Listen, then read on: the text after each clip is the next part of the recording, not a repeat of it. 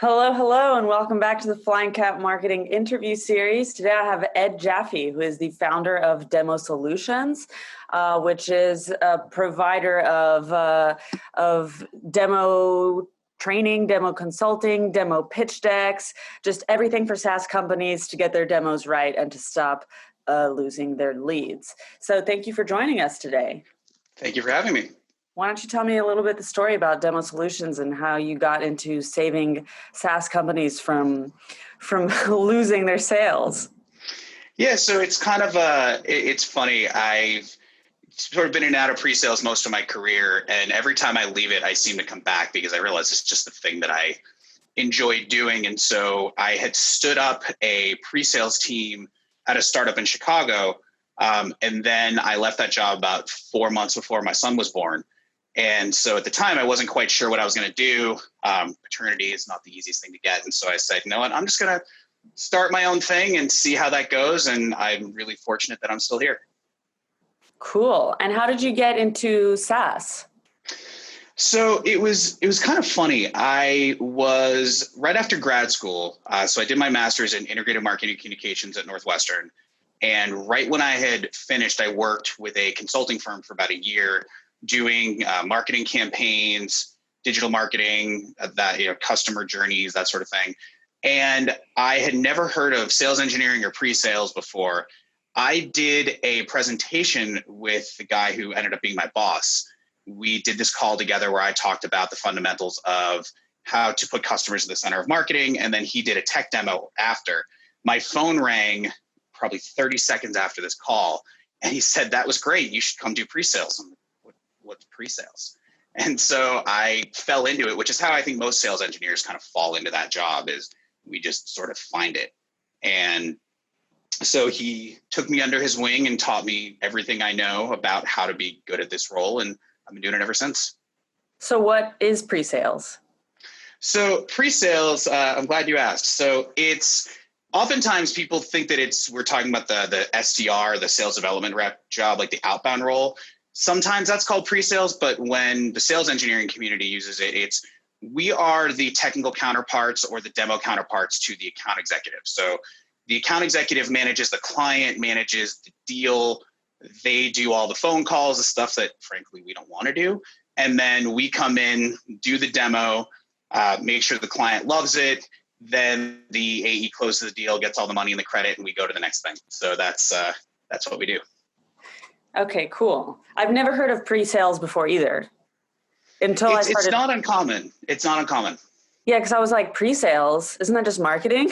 Well, that is a form of pre-sales, I suppose. But yeah, it's hard because even when I say demo, I use that phrase to mean any time you're in front of a customer, because the principles of doing a good demo are the same as a good presentation or any time you're communicating.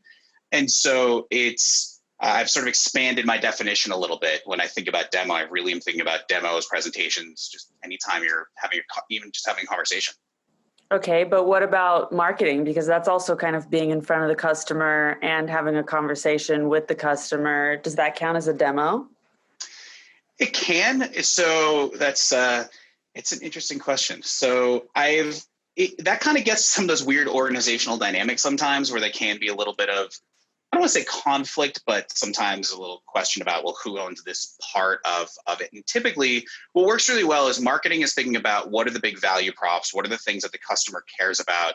What kind of things are the competitors doing? How do we want to start positioning it? And then ultimately, as the sales engineer, the pre-sales person, it's our job to take everything from that and figure out what the customer wants and then kind of marry those two things together. Because the reality is most SaaS platforms, you can get up there and talk for 10 hours about everything the product does, but you have 45 minutes at best. And most of that 45 minutes is wasted with, well, let me tell you about our founder. Now here's our customers and here's a bunch of stats that don't matter to you. And so you end up spending so much time on all these sort of big market irrelevant things and not on the client. So my focus then is how do we get away from some of those things and really focus on what the client needs. I actually just read a blog post. I think it was you who wrote it, or maybe it was your content marketing manager, but it was these top 3 pitch deck introduction deal breakers, where it was what Yes, you I said, think I the wrote that opening one. up about the company, just saying, well, my company won this award, my company did this, my company did that, or with a bunch of data. I love that you had put an example about like the state of the pharmaceutical industry, and you're saying, oh, well, the pharmacy industry is growing at this rate, but if you're talking to one single pharmacist, well, what does that mean to him? And putting that Exactly. or her, putting that into context. And then you also had the third one was like talking crap about other software, or saying that they've done a bad choice, right? And making Yeah, it feel bad. exactly. And I think a lot of demos end up starting that way. And that really comes from this idea of we need to challenge the customer, which I don't necessarily disagree with, but I think what often happens, and you've probably seen these meetings where somebody comes in and says, well, Discovery, here's everything we learned. And they'll list all these, and they'll even call it pain points. And they'll basically make people feel bad about their jobs. They'll say, you stood up this technology and it's not working for you, or you built something and it's not very good. Meanwhile, the person who built it is in the room as you're insulting the thing they've built. And I've seen that more than once. Or they'll say, your processes are from the Stone Age. They'll say these things that we say in a meeting, and this can be pre-sales, this can be account executives, anybody in front of a customer will say these things that, yes, you're trying to challenge them, but will make somebody feel bad. Mm-hmm. And then there's psychologically, we shut down. That's sort of it triggers the fight or flight response, where literally you can't hear what that person is saying because it's a fear response. And so we essentially trigger these customers with these statements about everything they're doing wrong. And then we try to tell them that we're going to help them get better, but they're so inwardly focused at that point of like, wow, I really suck at my job.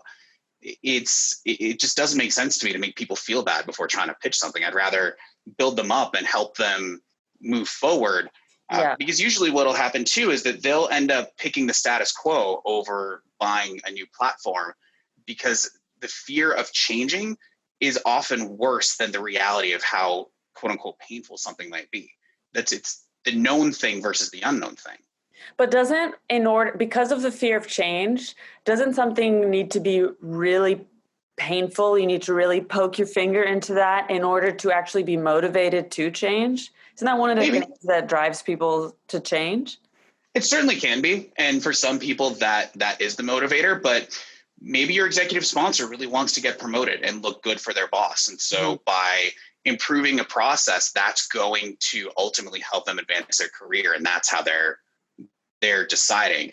And ultimately, the people who are signing the check aren't really the ones feeling the pain. That's often where I think there's this big disconnect. The people who are really feeling it are the users, and they're ready. They're the ones who, man, I have to sit here and do this manual thing for 10 hours a day. The person at the top is like, okay, well, the work's getting done. I don't see what the problem is. And so you have to figure out how to tailor that. For some people, yes, that pain response might work, but you also know your pain. I liken it to as, I've been married a long time. And so there's sort of this, it's almost like a joke now between my wife that like, if I mess something up, I know I messed it up. Like, like something almost happened with the kid, but don't worry, he's fine. I know what I did. And so by having her tell me, it just makes me feel worse. And I think a lot of people in relationships can sort of empathize with that way of thinking about it. And we're essentially doing that same thing. They already feel their pain. So by me coming in and just poking at it, I'm just pouring salt on a wound that they already know is there. Mm-hmm. So I'd rather help them understand, well, here's how we can help and make things better I don't need to tear you down to build you back up. I'm just going to build you back up. Fair. So you're getting into this demo. You're not talking about you. You're not talking about other technology. You're not talking about their pain points. What does it look like to start the demo? It's a great question. So there's a few different ways you can do it. Ultimately, what you want to do is find a way to get the customer's attention. And I talked before about that reptilian brain. There's this psychological theory called the triune brain theory, which basically says once you get past that fight or flight response, you have to get someone's attention, and that happens in the limbic system. And so think about if you've seen the movie Up, that dog who's like, oh, what's over here? What's over here? And as someone who has to take 2 dogs and an 18-month-old for a walk. It's exactly like that, which is all kinds of fun. But so you want to do something that gets their attention. There's a few ways that you can do that. You can ask them questions. You can make them curious. You can think about, it's almost like clickbait. Like, what am I going to do to make you really want to follow the rest of this? And usually it's either talking about them. Sometimes I'll tell a personal story that I think is relevant. It's sort of the, when you watch cooking shows, when they tell some story about their grandmother doing something with them, and you kind of want to watch it, even though there's a part of you that doesn't care. You're like, yeah, this is interesting. Or I'll try to find something that's culturally relevant to whatever it is that I'm talking about, that I can tie it together just enough so they want to know where I'm going. But then I have to make a clear point with it. So as an example, when I was selling marketing technology, I often talked about the TV show Cheers. And this didn't always work with sort of a younger crowd who may not have seen it. But for me, I grew up in Boston in the 80s and 90s. And so I absolutely love that show. And I've seen every episode of it. And one of my favorite characters is Norm Peterson. So have you ever seen the show? No. Okay, so Norm is this down in his 90s, but in the 90s, maybe that's why. Go on. It's fine. I mean, mostly 90s for me, so it's all good. But so there's this character named Norm, and every time he walks in the bar, there's this running joke where he'll walk in, he'll say, "Hey, everybody," and everybody in the bar yells, "Norm!" It was this joke for like however long that show was on, like 9 years. And so everybody knows his name, and that's even the theme song of Cheers it's where everybody knows your name. But the thing that's really interesting is he'll walk in, he'll make some quip about his life, and he'll sit down and they'll just give him a beer. I don't think he orders a beer once on that show. So it's not just they know his name, they know what he wants. And then I would say, so how do we scale that experience with marketing technology? And so then that's really what the demo is about. It's creating that ideal experience. So instead of me saying, I'm going to create the ideal experience and we're going to map the customer journey, like no one cares. Yeah. Like, we're going to make every customer feel like Norm. Now there's an emotional connection there. And ultimately people make decisions emotionally. As much as we want to think we're rational, we're not. We're emotional. That's very clever. So before you get on a demo with someone, do you plan what kind of cultural references you're going to make? For example, this typically one, you apply it to everyone? I do. And I have to read the room a little bit, because if this were a real demo and you didn't know what I was talking about, then that obviously wouldn't work. And I can still explain it and you can still get it, but it doesn't quite have the same connection. Personal stories will usually work, especially if I know the person has a kid. That's a very easy, now that I'm a parent, that's a very easy connection for me to make. And there's plenty of stories I can tie it to whatever it is. I've done when I've talked about cybersecurity, where the whole point is you have to find the needle in the haystack, quote unquote. I don't like using cliches like that. So I talk about when he started walking and he's climbing up the stairs and he finds like the one nail that somehow was there from before he moved in the house. No matter how many times I tried to clean that thing out, he found the one thing, and that's ultimately what will get through and hurt him. Just like in cybersecurity, if you don't find that one thing. And so really the key is, as long as I can tie it to the purpose of the meeting, it can't be a story for the sake of a story. Mm-hmm. It can't just be this, let's talk about this fun thing. Like, I saw this weird person on the train on the way over here. That's not going to really help. In Chicago, that's a thing. If you ride the L, that's very much, there are all kinds of stories about people on the L back, when we used to ride the train and go outside. Okay, cool. So at Demo Solutions, you have a ton of different services. You have the pitch decks, coaching, consulting. Which one is your favorite? I should probably say all of them, but actually, no, the thing that I really enjoy doing is whenever we start an engagement, we do something called a demo audit. And that's always the first thing. And that's something that I'll do standalone, but ideally it's where I'm going to start, because I think there's this tendency to want to just come in and solve everything right away, but I can't do that until I really know what's going on. It's almost my own discovery process. It's no different than when a salesperson just walks in a room and starts talking and hasn't asked the client a single question. And so I'll sit there as a fly on the wall for 5 demos, give or take, sometimes more, sometimes less, depending on the client. I'll talk to everybody that I can in the company, from head of product, head of marketing and sales, and kind of understand, okay, here's what you want to say. Here's what is actually said. But then I'll look at it objectively and say, here's what you said and here's how the audience reacted. I think there's this tendency to do feedback in a way that's, yeah, that was good or that was bad. You can't do anything with that. So I try to be as specific as 13 minutes, you made this big claim and the audience didn't believe you, and that's where they shut down. And so really trying to pinpoint those specific moments where demos are won or lost, it's usually something small that they kind of build up. I was in front of a company, and it was a younger company, and it had a feel of a startup. I mean, I was riding a scooter around their office, so that's pretty startup-y. But I used the phrase startup, and someone who'd been at the company for a long time, she didn't feel like it was a startup. And the second I used that word, I saw the reaction that she had, and it was subtle, but it was there. And I knew right then I lost that audience, because she was important and she didn't like what I just did. And that, as small a thing as it is, those are the moments that really can cost people a deal. And so for me, it's just fascinating to try to find those. And then when you play them back to somebody and they're saying, oh, wow, I didn't even realize I do that. So that kind of moment, for example, when you called it a startup and she didn't like it, I guess it was something in her body language that told it. How do you salvage those kind of things? Or is it just a lesson to know for the next time? It really depends. And so I sort of look at it as a spectrum a little bit. There are some things that you can come back from, and there are some things that you can't. Just flat out insulting the audience, which happens more often than you would think. That's going back to the beginning of just you're bad at your job. Some audiences just don't respond to that. And so one of the things that I like to do before I start talking is I just want them to talk, because I can start to read them a little bit and start to understand what's their communication style, and I can start to respond based on that.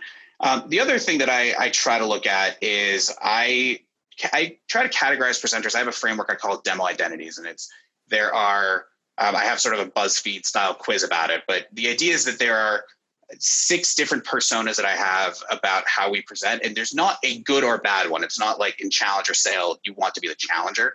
It's there are just 6 things that you can be. You have the motivational speaker who just gets up and talks and doesn't necessarily, they're totally compelling to watch, but they may not react well to the audience. And so my style is I'm a comedian. I just get up and say stuff, and sometimes it works. I like to think most of the time it works, but my Achilles heel is that I will sometimes just say something off the cuff that doesn't land. And so I need to gauge the audience to know how they're going to react to some of those things, to know if I want to turn it up or down. And so it's not a good or bad thing. That's just my style. And so I want to make sure that I'm adapting as much of my style as I can while still being authentic and being myself. I can't just get up and read a script. That's going to fail. Yeah, absolutely.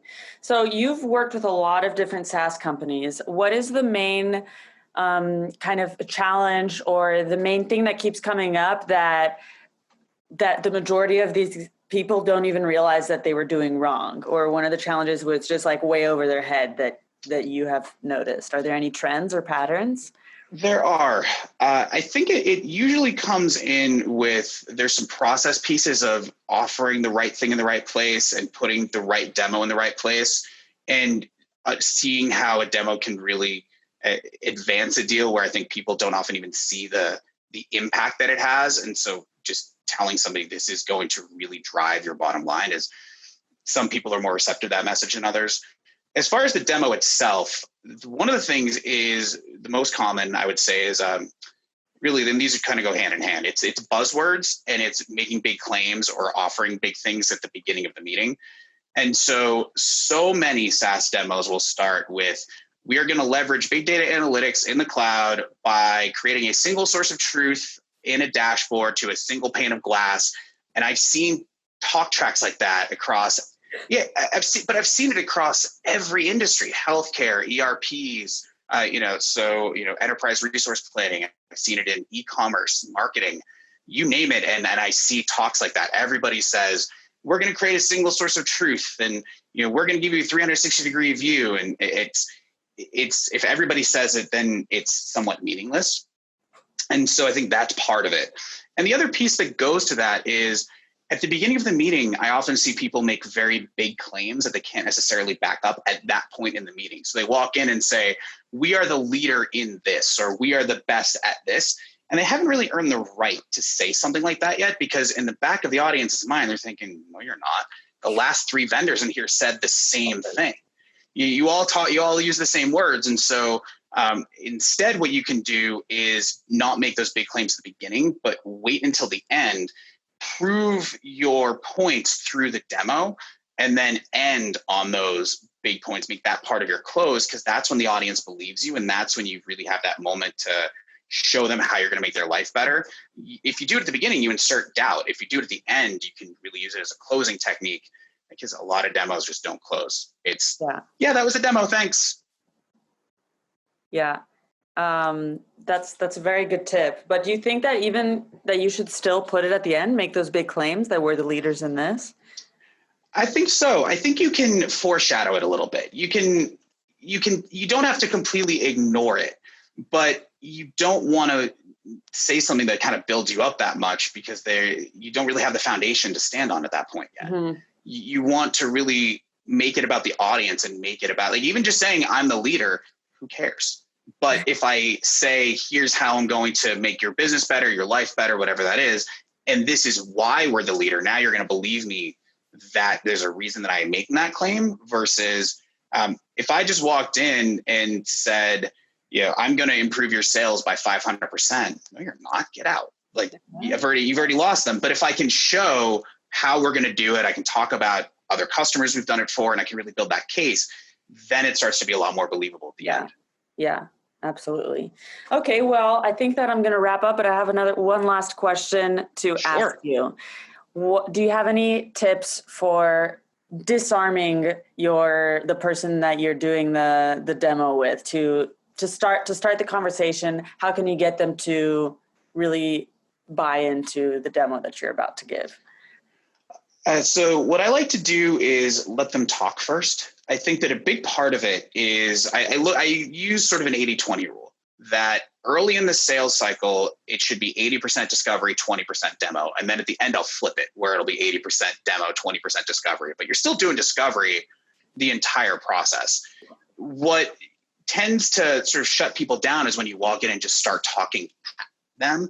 No one wants to be talked at. Like, we're not children in school. And so if you just walk in and give some of these irrelevant stats, or you talk about yourself, you're immediately going to put somebody on the defensive, or they're just going to shut down.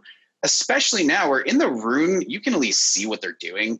But on Zoom, even though I'm on webcam and you can see me, I can still go on my other monitor and do stuff, or have text come up, and the audience probably, if I'm presenting, it's kind of obvious, but on the other side of the conversation, no one really knows. And so you have to work that much harder to keep their attention. I think about it like a job interview. Whenever you have a job interview, and afterwards, if you talk about it, there's that, the more they talked during the interview, the better the interview was. It's really, for me, the same thing in a demo. The more I can get them to talk and open up, the more I can tailor what I have to show them something that's relevant. And often the way I'll actually structure the decks is I'll have maybe 5 topic areas. And I'll acknowledge I don't have time to go through all of these, but based on our conversation, I think this 1 or 2 thing, that's really what's relevant. So should we focus there? And so I'm still at that point in control, because I know exactly where I'm going. I have my content created, but the audience feels like they're in control. And so it really lets us have a much better interaction, versus it puts us kind of together solving something, versus me telling you something. Is the best way to persuade somebody, kind of going back to what we were talking about earlier, is you want them to think it was their idea in the first place. Yeah. That's really the goal. And so the more I can let them feel like we're co-creating a solution together versus just me talking at them, the more likely they're going to want to work with me. Yeah. At the end of the day, people buy from people they like. That has not changed, and I don't see that changing anytime soon. No. Yeah, people buy from people who understand them, or at least show that they're trying to understand them, right? Exactly. Questions. I love it. All right. Well, thank you so much, Ed, for joining us today. If people want to connect with you online, where's the best place to find you? My site is demoswindeals.com, or you can find me on LinkedIn, LinkedIn/in/Ed Jaffe. Cool. I'll also link to it. And you can also find him on the Rev Genius. That's where I met you. Yes, I'm also on Rev Genius. Great group. All right. Well, thank you so much for joining me today. It's been a pleasure. Thank you. And if you guys enjoyed this video, of course, share it with your colleagues, give it a like. And if you're looking to improve your demo rates, well, you know where to find Ed. Thank you. Goodbye. Thank you. Thanks for listening to this episode of the Flying Cat Marketing Series. If you enjoyed this interview, please give it a like, share it with your friends and colleagues, and subscribe to this channel. Stay tuned because next week I'll be interviewing another leader in the SaaS and startup world talking about their challenges and achievements. See you there.